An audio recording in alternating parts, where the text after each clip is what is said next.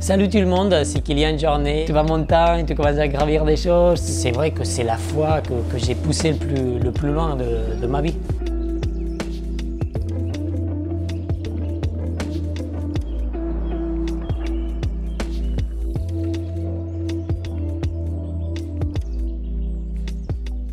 Ouais, cette traversée, ce gros enchaînement des 3000 des Pyrénées, pour moi, ça a été une découverte. En fait, j'étais né dans les Pyrénées et j'ai passé mon enfance là. Mais après, je suis allé en France, habité en France pendant 10 ans, puis la Norvège. Ça faisait une vingtaine d'années que je n'étais pas allé dans les Pyrénées, donc je ne reconnaissais pas ces montagnes et je voulais les reconnaître. Donc pour moi, ça a été vraiment redécouvrir ces massifs qui est sauvage, qui est vraiment qui est beau. Il y a des crêtes qui sont magnifiques à grimper et c'est long et technique tout le long. Tu as toujours du beau terrain. Et ce que je garde de ces projets, c'était dur, mais cette dureté, aller chercher ses limites physiques et ses limites aussi mentales, parce que ouais, c'était dur à tenir la concentration pendant tellement d'heures avec si peu de sommeil. Et c'est vrai que ça m'a ouvert les portes à ce que c'est possible de faire, mais aussi à profiter de l'instant, à profiter de ce qu'on fait, du mouvement, même quand on est fatigué, à profiter de ce qu'on est en train de vivre. Et finalement, c'est ça que je garde. Est-ce que tu avais l'impression d'avoir déjà été aussi loin en termes d'effort physique? En fait, ce qui est incroyable, c'était l'effort physique. En fait, il n'était pas dur. J'ai parti, c'était du beau mouvement, tranquille. J'ai marché, j'ai bougé, mais c'était jamais rapide. Mais au bout des jours, au bout des heures, avec le sommeil, avec la douleur aussi physique. J'ai passé un mois après finir, enlever de la peau dans mes mains, enlever de la peau dans mes pieds. Tellement j'ai passé en moyenne 20 heures par jour en train de grimper et marcher. Donc mes mains, mes pieds, ils étaient super usés. Et aussi tout ça avec si peu d'heures de sommeil, ça m'a mené dans un état qui était vraiment à la limite de tout. Et c'est vrai que c'est la fois que j'ai poussé le plus loin de ma vie. Et justement, même tu parlais un peu d'effort physique, même psychologiquement, est-que tu as l'impression aussi que tu as été dans des endroits où tu n'avais encore jamais été? Oui, psychologiquement, les derniers jours, c'était comme dans un espèce de flow avec tout ça. Les émotions, ils étaient super sensibles. Et ça, c'était une chose que j'ai rarement vécue. Le fait d'avoir toutes ces hallucinations, tous ces déjà-vus, et vraiment dire, je dois juste continuer. C'était juste continuer, pas penser à rien d'autre qu'un pas après l'autre, après l'autre, après l'autre, et continuer. Et c'était une sensation que mentalement, elle m'a mis dans un autre état que j'avais jamais vécu avant. Et tu t'attendais à ce que ce soit comme ça ou pas quand tu as imaginé ce projet? Et le plus marrant de tout, en fait, c'est que tout ce projet s'est décidé en 20 minutes et 2 semaines et demie avant de commencer. En fait, il y a des causalités de la vie. Cette saison-là, je m'étais blessé, j'avais cassé une côte à l'Everest au printemps. J'avais envie de faire une saison de trail. Mais en rentrant, j'avais mal ici, j'ai forcé trop à l'entraînement, j'ai me fait un œdème au sacrum, donc je ne pouvais pas courir sur le plat. Mais j'étais très en forme, j'allais en montagne, j'ai couru très vite à monter, j'étais en forme, mais je ne pouvais pas faire des courses. Et j'ai dit, bon, il faut quand même que je fasse quelque chose, j'ai envie de faire un projet ou de faire quelque chose. Et en même temps, je devais descendre en voiture jusqu'à l'Espagne. J'ai dit, est-ce que je fais un projet dans les Alpes en descendant, qu'est-ce que je peux faire? Et puis en disant, ouais, les Pyrénées quoi. Et les Pyrénées, je me souviens quand j'étais gamin, on avait cette liste de 3000 qu'on faisait avec nos parents et on les faisait. J'ai dit, ouais, mais ça serait beau, mais quand même, j'ai envie de faire une chose qui challenge. Et cette esthétique, j'ai dit, de monter une crête et aller sur la crête tout le temps, esthétiquement sur tous les sommets. Je dis, ça c'est beau. Après, j'ai dit, je ne sais pas si c'est juste une folie ou si c'est quelque chose de faisable. J'ai envoyé un texto à un gardien de refuge. Je lui ai dit, est-ce que tu penses que c'est vraiment n'importe quoi ou c'est quelque chose de possible? Il m'a dit, oh, ouais, je pense que oui. Je ne sais pas pourquoi il a répondu ça. Il n'aurait pas dû le faire. Et en fait, ça c'était en mi-septembre. Donc je ne voulais pas préparer trop le projet parce que si je le préparais, après ça serait différent. Je voulais découvrir, donc avoir tous ces incognites. Et du coup, c'était ça aussi, d'arriver dans un point et penser, j'imaginais par exemple, ces derniers 10 sommets, ça va être vraiment un sentier tranquille, pendant 2 heures, c'est fini, je dors, je peux faire une bonne nuit. Arriver au premier sommet et dire, ah ouais, là, c'est des crêtes d'escalade et tout, je vais y passer au moins 12 heures. Donc la nuit prochaine, ça va être 1 heure, 2 heures de nuit comme maxi. Donc ça, c'était aussi la partie de la beauté du projet. Et c'est vrai que tu as fait beaucoup de projets justement en Himalaya et tout. C'était cool aussi pour toi justement d'avoir un gros projet comme ça, un peu plus de là où tu viens, quoi.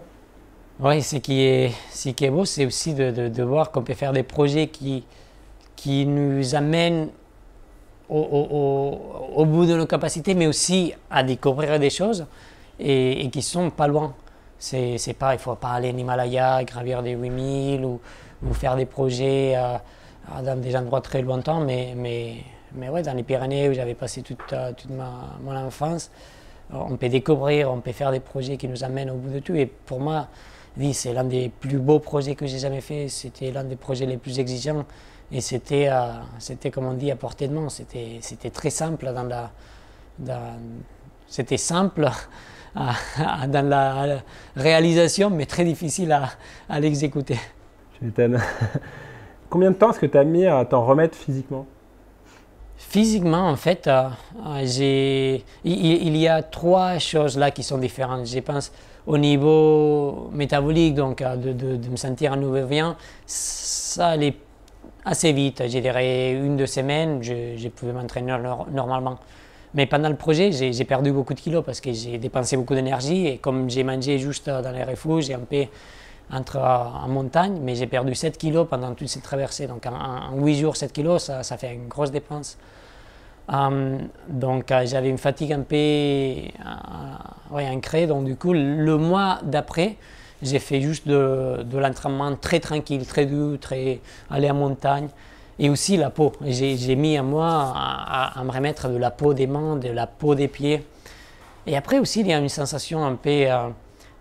après les gros projets comme ça, on a toujours une petite dépression, un petit moment de mélancolie et de dire est-ce qu'on vient vraiment de quelque chose d'extraordinaire, on vient sur une routine. Et aussi au niveau émotionnel, il faut s'en remettre et ça met aussi quelques semaines.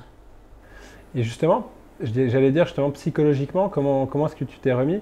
Et notamment, comment est-ce que tu arrives derrière justement à retrouver de la motivation pour d'autres projets depuis toutes ces années avec tout ce que tu as déjà fait?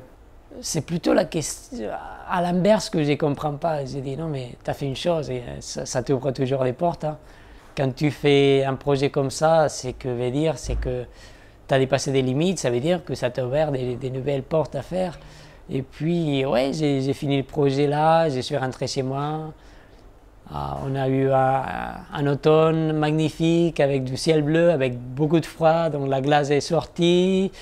Tu vas en montagne, tu commences à gravir des choses, tu commences à voir des nouvelles routes, tu fais ça, puis la neige qui arrive, tu t'entraînes, tu es en forme. Donc je pense que pour moi, c'est toujours la même réponse, c'est aller en montagne. J'aime la montagne, j'aime y aller tous les jours. Et même si je ne suis pas motivé, pendant une semaine, pendant quelques jours, le fait d'être en montagne, ça me met dans le mouvement et ça m'amène à reprendre et regarder quelles sont les nouvelles choses à faire. On t'a senti quand même vraiment ému, tu vois, dans le film. Il y a une séquence qui est vraiment belle où tu es vraiment très ému et j'ai pas souvenir, tu vois, dans les différents films qu'on a pu avec toi, d'avoir cette émotion-là. Et pourquoi est-ce que selon toi, justement, tu as eu cette émotion-là? Oui, dans le film, vous avez vu que j'étais vraiment ouais, dans des émotions qui étaient très très fortes et dans une... ouais, c'était tout vraiment les émotions qui étaient dans la peau, qui étaient vraiment sensibles. Et je pense déjà parce que le projet m'a mené à là, le fait de passer autant de jours dans cet effort, physiquement, la dureté, la concentration que j'avais besoin pour le faire, et pas savoir. Je pense que c'est aussi le fait de ne pas savoir ce que j'allais voir, qu'est-ce que ça m'attendait au prochain sommet, à la prochaine crête. Ça faisait que je devais être super attentif tout le long. Et tout ça, ça fait que les émotions, c'était vraiment sensible. Et ouais, c'est ce qu'on recherche comme moment, c'est trouver des émotions. À la fin, si on veut faire des courses, c'est parce qu'on veut trouver des émotions quand on franchit la ligne d'arrivée. Si on s'aime avec une autre personne, c'est parce qu'on a des émotions qu'on ressent quand on est avec elle. Et pour moi, les projets, c'est ça, c'est trouver des émotions. À les montagnes, c'est ça, c'est trouver des émotions que je ne ressens pas ailleurs. Et ces projets, il m'a permis de trouver des émotions qui étaient, ouais, que j'avais rarement ressenties quand j'étais en montagne.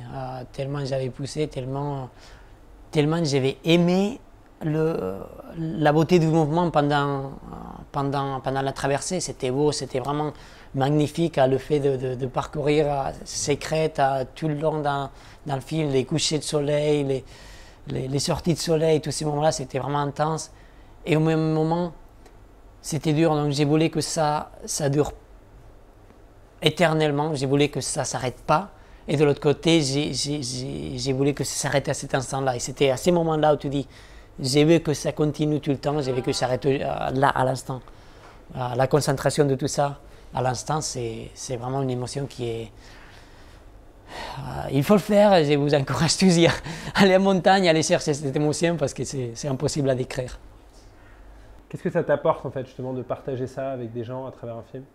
C'était intéressant de le partager parce que c'était vraiment au dernier moment. Bon, je vous ai dit, on a mis 2 semaines depuis l'idée à le faire, donc on n'a pas eu beaucoup de temps de préparation. La plupart des images, c'est moi dans la GoPro, il y avait un photographe et un caméraman qui ont suivi tous les jours, mais ils pouvaient monter un seul endroit chaque jour, donc pas beaucoup d'endroits.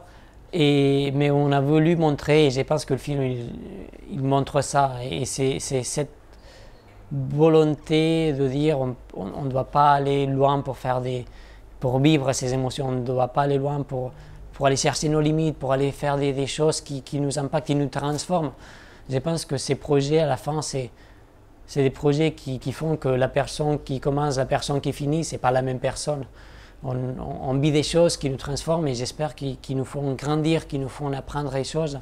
Et pour vivre ces aventures, il ne faut pas aller loin, il faut juste être créatif et vouloir explorer. Pas trop préparé, mais vouloir explorer. Et peut-être du coup, petite dernière question, c'est est-ce que tu as d'autres projets de ce type-là dans la tête? Est-ce que ça t'a donné envie d'en faire d'autres? Est-ce que tu peux en partager un ou alors même dans l'esprit? Oui, dans l'esprit de ces projets, c'est vrai que ça m'a ouvert des idées à faire et je pense que, comme je disais, on peut le faire à côté de la maison et j'ai des idées, pourquoi pas en Norvège, pourquoi pas dans les Alpes, pourquoi pas en Himalaya, des gros enchaînements un peu à la découverte et la découverte intérieure.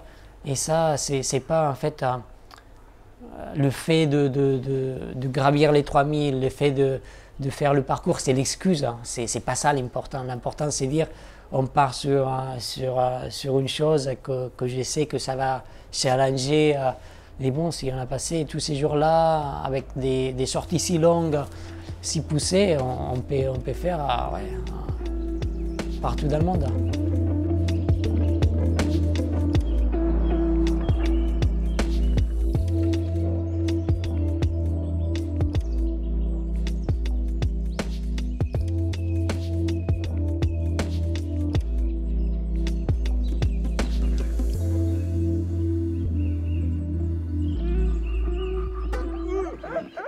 Merci.